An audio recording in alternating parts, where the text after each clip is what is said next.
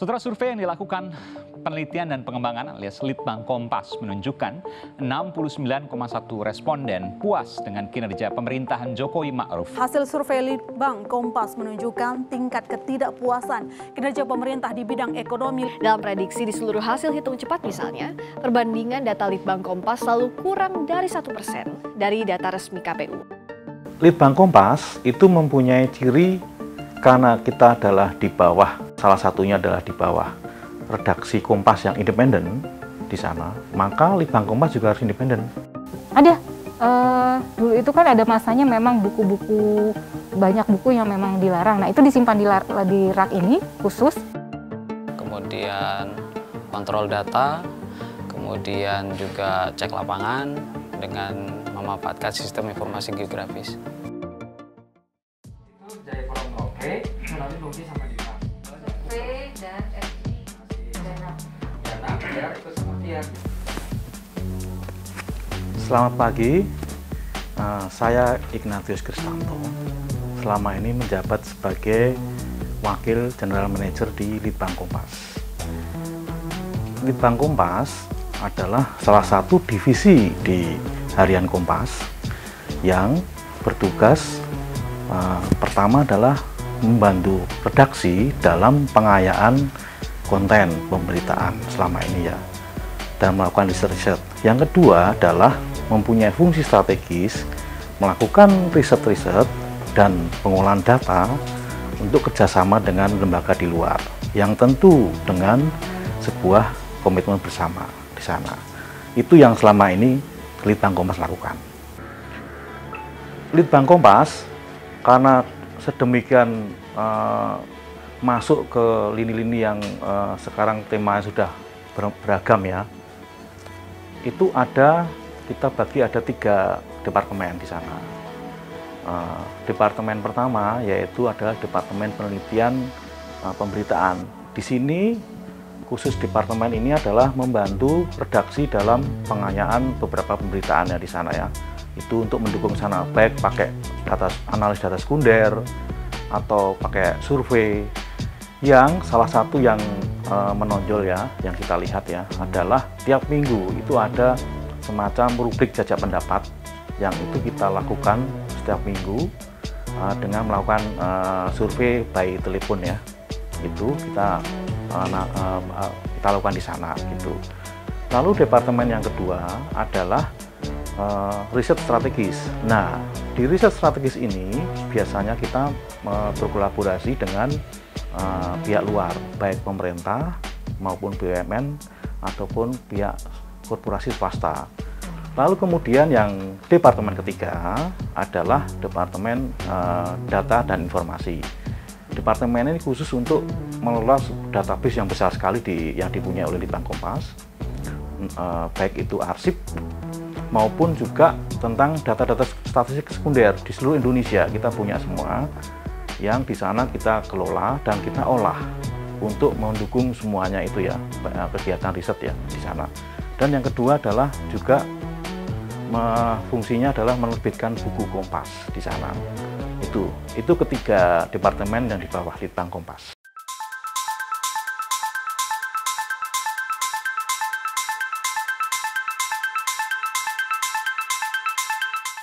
Nama saya Susanti Agustina Simanjuntak. Saya merupakan wakil manajer dari pengembangan data dan informasi. Lebih khususnya saya ditugaskan untuk mengelola perpustakaan dan juga arsip data yang sekarang sudah digitalkan dalam bentuk website yang namanya Kompas Data bersama teman-teman di sini. Kalau di perpustakaan ini setidaknya memuat sekitar 70.000 buku ya. Sepertinya sudah lebih karena tiap tahun pasti kan kita bertambah, ada penambahan koleksi. Nah, kalau dari perpustakaan ini sendiri, dulu konsepnya memang awalnya buku-bukunya lebih banyak ke buku yang diperlukan untuk penulisan redaksi ya. Jadi banyakkan politik, sosial, ekonomi, lalu kemudian juga banyak berisi buku-buku referensi yang terkait dengan data-data dari baik itu BPS dan juga yang lainnya. Dulu itu kan ada masanya memang buku-buku banyak buku yang memang dilarang. Nah, itu disimpan di rak ini khusus, dan yang memang tidak boleh dipinjamkan kepada pihak luar, tapi hanya disimpan di sini sebagai koleksi milik perpustakaan Litbang Kompas. Salah satu koleksi yang sudah lama sekali itu memang ada yang dalam bentuk clipping dari majalah. Yuk kita lihat.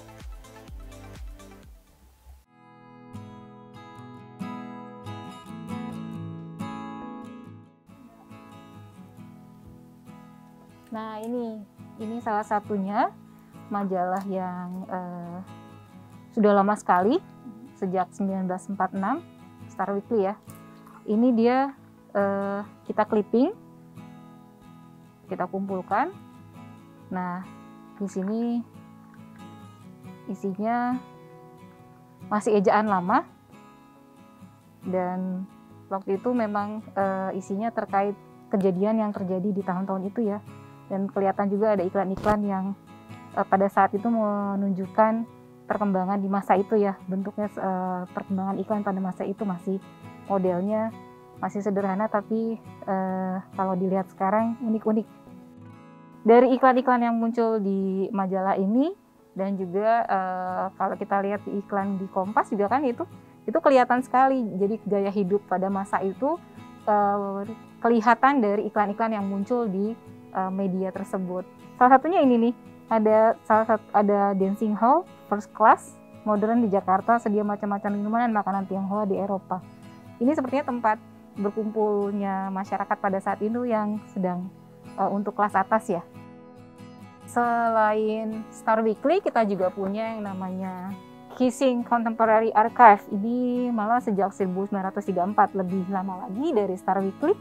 Isinya terkait peristiwa yang terjadi mingguan di dunia yang terjadi pada tahun itu. Nah, ini kita simpan nih, malah udah sampai kuning seperti ini ya. Jadi artinya semua kekayaan ini masih tersimpan rapi dan bisa diakses oleh internal maupun eksternal yang datang dan mau membaca di perpustakaan.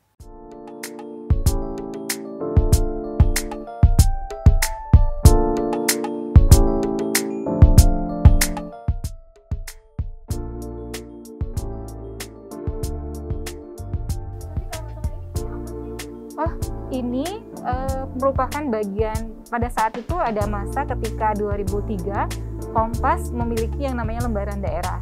Nah, itu ada Kompas Jabar, Sumbaksel, lalu ada Kompas Jogja, Sembagut, Kompas Jateng, Jatim, dan Jateng. Jadi artinya khusus untuk berita-berita dari daerah itu memang ada lembarannya khusus. Jadi bukan hanya satu lembar tersendiri, tapi ada khusus judulnya Kompas Jabar, Kompas Sumbaksel. Nah, yang terbit sesuai misalnya Kompas Jabar itu hanya ada di Jawa Barat. Lembaran daerah Jawa Barat hanya muncul di Jawa Barat. Seperti itu. Ya, kita punya semua koleksi arsip dalam bentuk cetaknya. Nah, semuanya ini sebetulnya sudah kita simpan dalam bentuk digital semua. Nah, itu yang namanya di Kompas Data. Kita lihat ke depannya.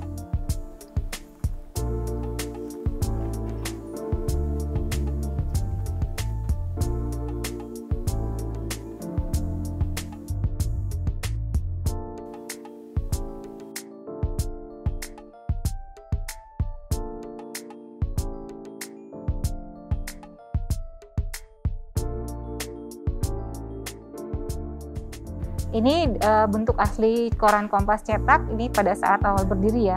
Kan bentuknya sudah kuning, jadi nggak mungkin juga kita bolak-balik untuk pada saat melakukan pencarian kita bolak-balik, korannya akan rusak.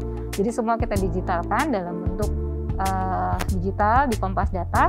Ada yang bentuk teks langsung, ada pula yang bentuknya PDF. PDF itu artinya tampilan seperti di koran Kompas ini yang bisa dilihat juga di Kompas Data. Sebelum bentuk PDF pada masa tahun 2000 awal itu masih bentuknya mikrofilm. Jadi dari mikrofilm itu tampilan koran ini disimpan dalam bentuk mikrofis.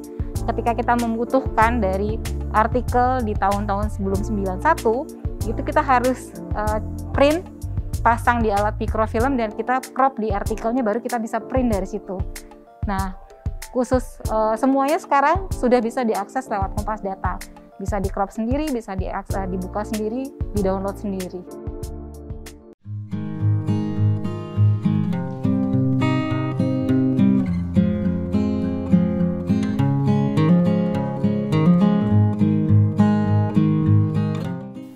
Nama Agung, editor di Penerbit Buku Kompas.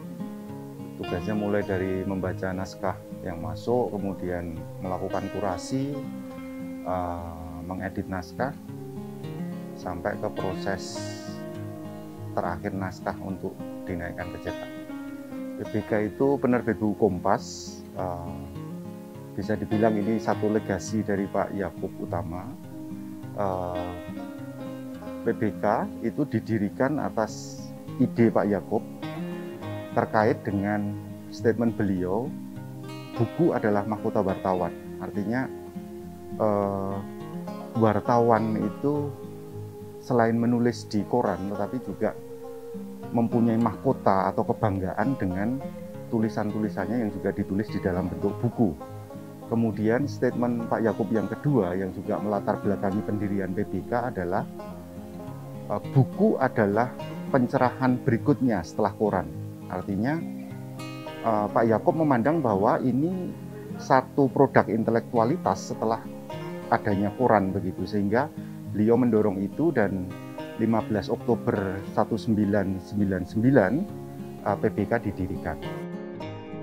Tema yang kita terbitkan itu sangat beragam, tetapi yang paling utama adalah label keindonesiaan. Artinya kita menerbitkan karya-karya yang punya tema keindonesiaan. Apa itu? Misalnya dari sisi budayanya, dari sisi pulau-pulaunya, dari sisi tokohnya, maka muncul biografi, dari sisi sejarahnya, maka ada sejarah, dari keadaan sosial politiknya, maka ada buku-buku dengan tema politik dan sosial. Kemudian dari sisi kulinernya, maka ada buku tentang kuliner. Lalu dari sisi wisatanya, muncul buku-buku pariwisata dan seterusnya.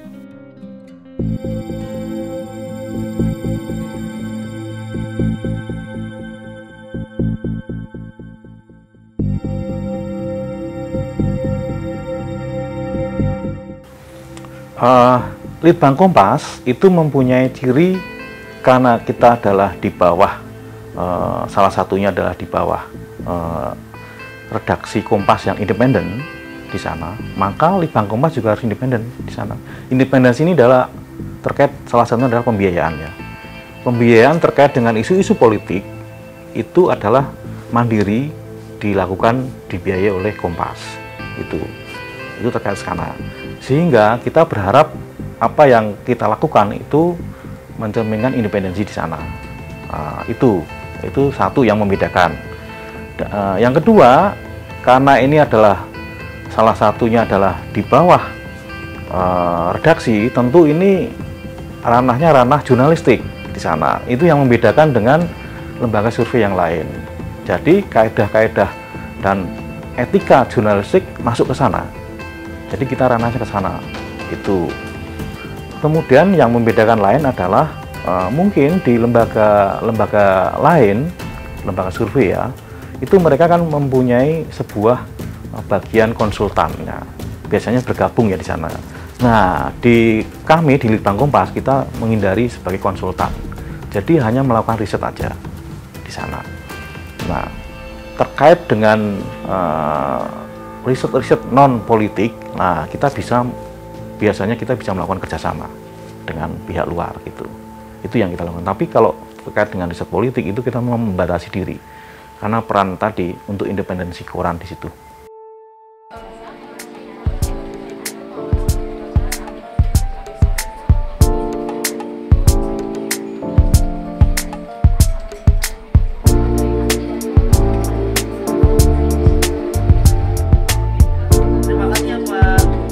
Ya, pas banget hari ini sedang berlangsung juga kegiatan jajak pendapat melalui telepon. Nah, pas banget ini kita ada di depan ruang polling. Ruang polling ini kita lihat dalamnya. Ya, ini adalah tempat di mana kegiatan survei telepon di Litbang Kompas dilakukan. Mau masuk ke dalam? Yuk. Jadi ini ada 22 seat ya, 22 bilik. Ini adalah mereka tenaga pewawancara, ini mereka masih mahasiswa. Nah, ini kita sudah lakukan dari tahun 90-an dulu ya, tapi dulu belum dengan begini, jadi masih di meja karyawan. Kemudian dulu masih menggunakan buku petunjuk telepon untuk mendapatkan respondennya. Nah, kemudian sekarang kalau kita lihat di sini bisa dilihat langsung bahwa mereka melakukan jajak pendapat itu dengan dibantu oleh komputer. Jadi ini yang namanya komputer assisted telepon interview. Jadi pertanyaan, kuesioner, dan juga list dari responden itu didapatkan langsung keluar dari sistem dari server. Nah, dari mana responden itu kita dapatkan? Kalau dulu dari buku petunjuk telepon halaman putih atau white pages yang diterbitkan oleh PT Telkom ya. Tapi sejak 2014-2015 PT Telkom sudah berhenti menerbitkan buku white pages itu, sehingga kita sekarang mendapatkan responden ini dari survei lapangan. Dari survei lapangan kita mendapatkan data mereka, nama dan juga nomor telepon dan kesediaan mereka untuk menjadi panel responden Kompas. Nah, inilah yang ditelepon setiap kali kita melakukan jajak pendapat telepon. Ini dulu kita lakukan seminggu sekali, tapi sekarang kita lakukan ya minimal 2 minggu sekali. Kadang-kadang juga karena kalau ada permintaan kita bisa lakukan sampai dengan seminggu sekali. Untuk isu-isunya sendiri sebenarnya Macam-macam, dari isu sosial, kemudian ekonomi, dan terutama juga politik. Apalagi politik dalam arti seperti kita menguji kebijakan yang dikeluarkan oleh pemerintah, bagaimana penerimaan masyarakat terhadap kebijakan itu, terhadap rencana-rencana yang akan dikeluarkan oleh pemerintah maupun oleh DPR, tentang berbagai macam isu kemasyarakatan kita tanyakan di sini. Dan juga kadang-kadang juga gaya hidup ya, seperti perilaku masyarakat, pola konsumsi dan sebagainya, itu kita tanyakan juga. Kita tanya, berarti respondennya itu seluruh Indonesia gitu? Respondennya seluruh Indonesia. Biasa kalau di polling itu berapa banyak respondennya? Respondennya dari mulai 500, 800, 1000 tergantung dengan cakupan yang ingin kita capai dan yang sudah kita tetapkan berdasarkan margin error yang sudah kita tetapkan juga sebelumnya.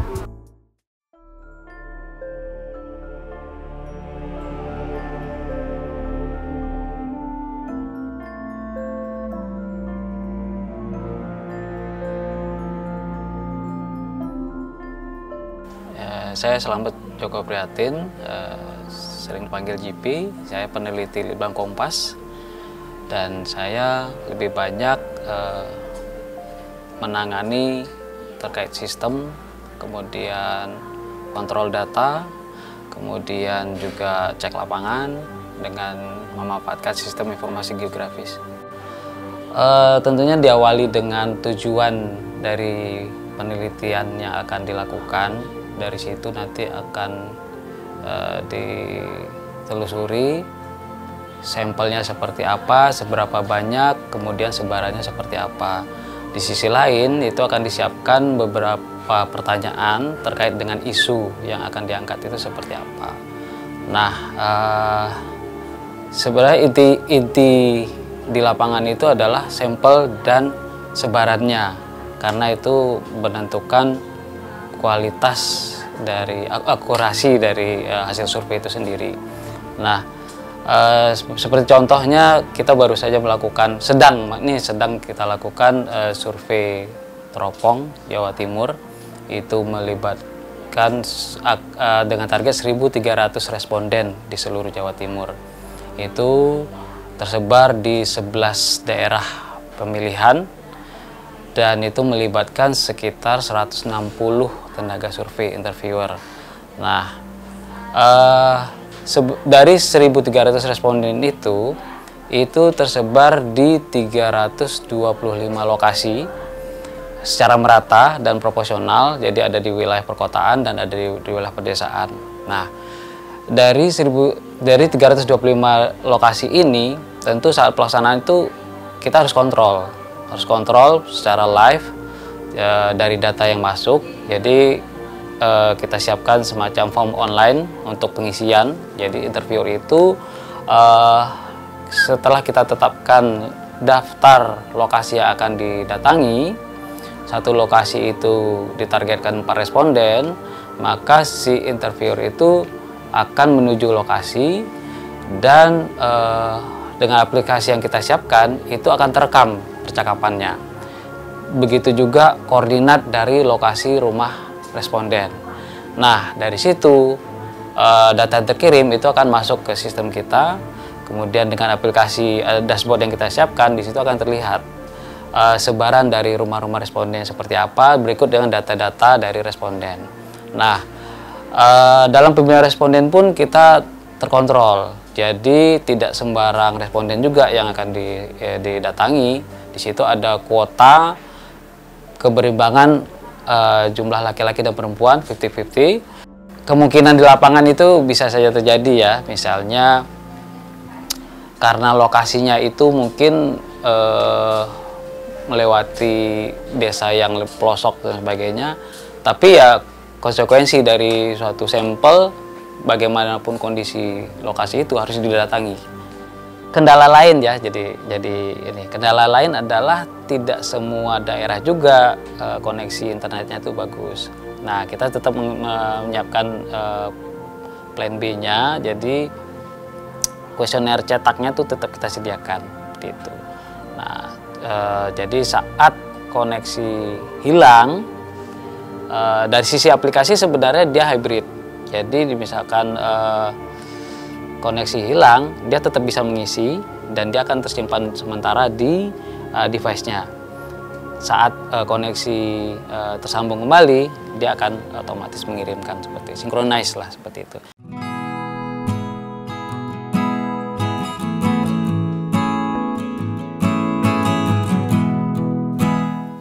Halo, saya Arita Nugreni, salah satu peneliti di Litbang Kompas. Tugas saya adalah melakukan penelitian dan penulisan hasil-hasil riset. Dari hasil riset yang sudah disebutkan sebelumnya, dari survei, jajak pendapat, kita melakukan publikasi secara mingguan di koran Kompas. Di hari Senin misalnya kita mengisi untuk kolom politik dan hukum. Itu biasanya berangkat dari hasil jajak pendapat, respon masyarakat begitu ya, terkait isu-isu teranyar seperti misalnya pembahasan rancangan undang-undang, kebijakan pemerintah, dan misalnya isu terbaru tentang keamanan data digital. Nah, kemudian di hari Kamis kita mengisi kolom Grafikota. Ini kolom yang relatif kecil ya, tapi menggigit karena kita menghadirkan data umumnya sekunder dari data tren, perkembangan, bisa juga perbandingan isu di satu negara dengan negara lainnya, dan juga diboboti dengan kronologi yang berangkat dari arsip-arsip milik Kompas. Kemudian publikasi yang sifatnya reguler atau mingguan juga terbit di hari Minggu di kolom Barometro di rubrik Metropolitan. Nah, ini seru nih karena ini mengulas isu-isu yang leisure ya, yang ringan seperti gaya hidup, tren atau mode baju terkini, kemudian juga ada isu-isu perkotaan, kemacetan dan segala macam. Tapi kita boboti dengan data yang sifatnya agak serius nih, bisa hasil jajak pendapat, bisa juga survei, bisa juga kita bikin kronologi atau data statistik dari sumber-sumber yang terpercaya. Ada juga publikasi non-reguler lainnya seperti kolaborasi riset dengan berbagai platform di bawah Kompas Group seperti Voice of Voiceless atau suara tidak terdengar. Nah, soal publikasi dalam perkembangannya, Kompas hadir dengan platform digital kompas.id. Kehadiran kompas.id ini membuka ruang yang lebih luas ya, baik bagi peneliti untuk memproduksi tulisan-tulisan hasil riset yang lebih banyak. Nah, sejak Kompas.id dirilis pada tahun 2017, kita memproduksi tulisan dan mempublikasikannya di kolom riset dan juga di halaman ekstra e-paper. Nah, dengan kehadiran Kompas.id, ruang yang lebih besar, kami kemudian bisa hadir di tengah masyarakat setiap hari. Jadi yang awalnya publikasi hanya terbatas di koran cetak, di media cetak, kemudian kini bisa dinikmati juga di media digital, platform digital dengan analisis dan tulisan yang lebih kaya, dengan eksplorasi isu-isu yang juga lebih beragam, dan plus kita juga tertantang untuk mengeksplorasi cara meneliti, cara membaca data, metode penelitian yang seturut dengan perkembangan jurnalisme. Dan terakhir mungkin ini salah satu juga kerja penelitian yang sedang fokus kita garap adalah publikasi white paper. White paper ini adalah salah satu laporan atau kajian yang memang diperuntukkan untuk komunitas tertentu, komunitas eksekutif yang memang punya fokus pada misalnya isu-isu tentang ekonomi ataupun politik. Begitu.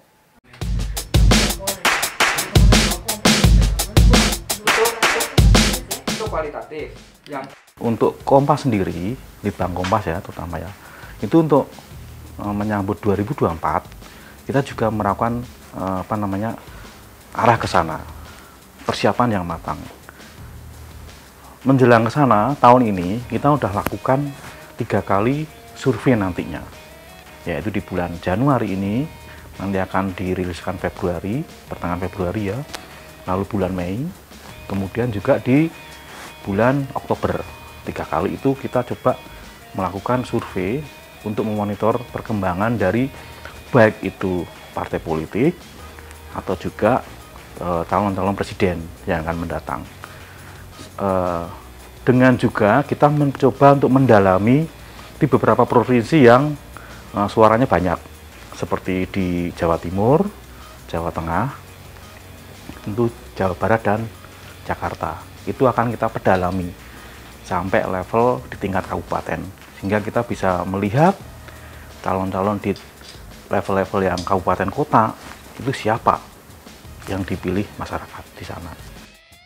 Dan kita berharap semoga ke depan lembaga survei ini beberapa di Indonesia juga dan juga Litbang Kompas itu dipercaya oleh masyarakat hasilnya dan kredibel. Itu yang makanya Litbang Kompas tetap menjaga independensi dan kredibel di sana.